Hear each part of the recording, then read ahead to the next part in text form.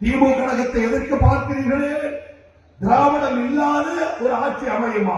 அண்ணாமலை சொல்லுகிறான், பைத்தியக்காரா, தமிழகத்தில் திராவிடம் என்று சொல்ல எவன் பயன்படுத்தவில்லை என்றாலும் அவன் மனிதனாக வாழுகிறான் என்று ஏற்றுக்கொள்ளாத வாக்காளர்கள் தமிழகத்தில்.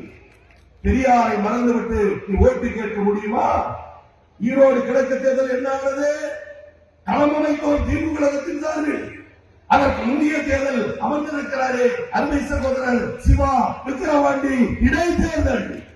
ஆண்ட அதிமுக வேண்டாம் என்று சொன்னது, போட்டியில் விலகி கொண்டது, உதிரி கட்சிகள் விலகி கொண்டது, ஒரு சில கட்சி நின்றது, ஜாதி கட்சி நின்றது, ஜாதியின் பெயரால் வெற்றி பெற்றுள்ளோம் என்று கணக்கு போட்டார்கள். இடைத்தேர்தல் முடிவு என்ன ஆனது? வலிந்து வலிந்து கேட்டார்கள். அதிமுக போட்டியிடவில்லை, எங்களை ஆதரியுங்கள். பாஜக போட்டியிடவில்லை, எங்களை ஆதரியுங்கள் என்று இடைத்தேர்தலில் ஓட்டு கேட்டார்கள்.